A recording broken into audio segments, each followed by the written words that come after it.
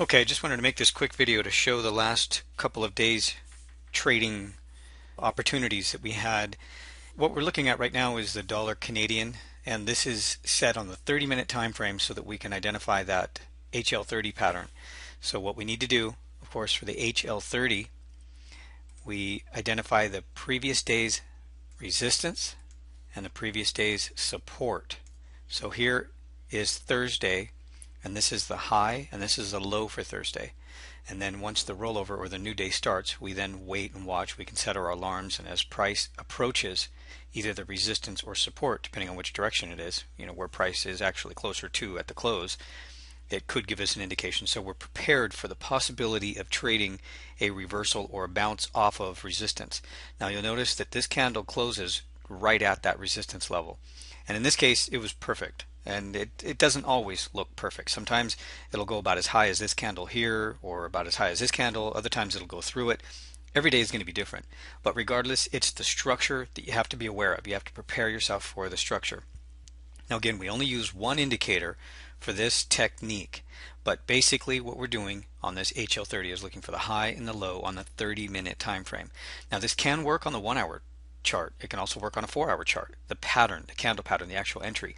But then you're looking at doing or using different stops and different targets. The whole structure is a little bit different, but the pattern is basically the same. Looking at it or using it on a larger time frame, I would recommend using significant or major support and resistance levels. These are more or less on the time frame. These resistance and support levels aren't necessarily the week's high or the low.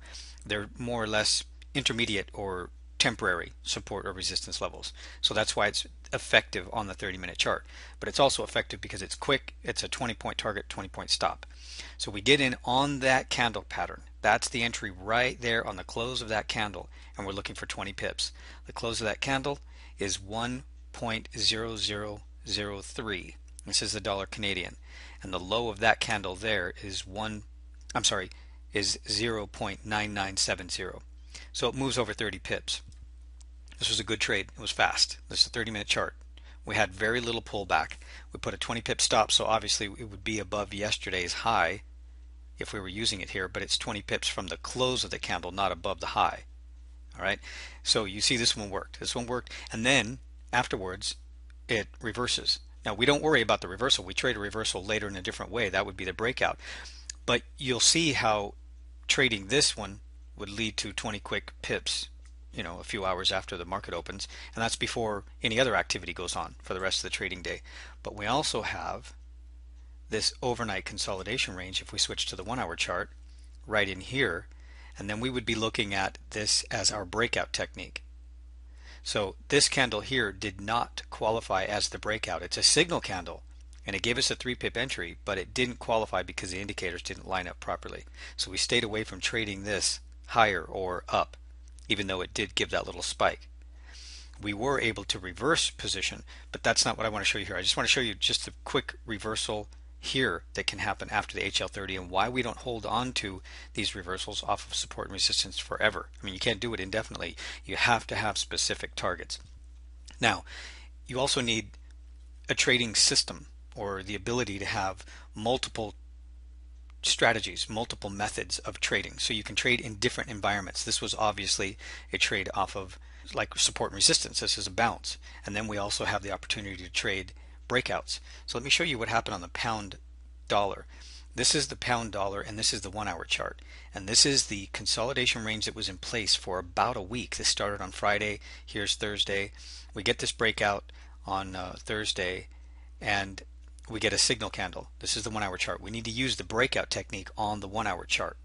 So we get a signal candle here below the week's low and the consolidation range. Here's the signal candle. But we didn't get the 3-pip entry. So even if the indicators line up on the signal candle correctly, giving you the clue that yes, you've got a confirmed sell signal, you still need the 3-pip entry, and that didn't occur. So that 3-pip entry rule keeps us out of trouble every time we use it correctly, and then it reversed and went back up. Now I can tell you we were able to trade it back up. What I did then was looked at this resistance level, breaking back into consolidation, and we were trading after the news here back up and picked up 40 points here. So we've got different techniques that are happening. We've got different techniques that we can use. Now the same thing happened on the euro dollar. This is the euro dollar, this is the 1 hour chart, and this is that consolidation range. A low, a high. It's been in place from Friday to just about Friday. Actually, this is Friday, so it was in place in 1 week, the entire week. You can see we get little spikes or breakouts to the upside and then to the downside, but nothing significant, nothing holds. We're still inside of consolidation, which confuses traders. You also see certain patterns, like you see a head and shoulders pattern. Here's the head, here's a shoulder, here's a shoulder. You can trade something with a Fibonacci retracement from this low to this high, from this high to this low, and this retracement here. But it's a little tricky. It's a little iffy trading certain candle patterns and things like that inside of consolidation. Sometimes they work, sometimes they don't. It's better to wait. We were waiting for a clean, smooth, clear breakout and a candle to close below the week's low for this breakout technique. We didn't get one.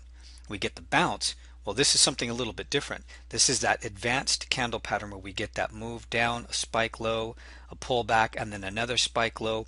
If we see divergence, we can trade this one here. I teach you this in the Learn Forex Trading in 30 Days ebook course, and you can trade this bounce back up, or you can trade this break here, which was this pullback, this high, and there's your signal candle, and you can trade this for about 40 or 50 pips, which is what we did on Friday.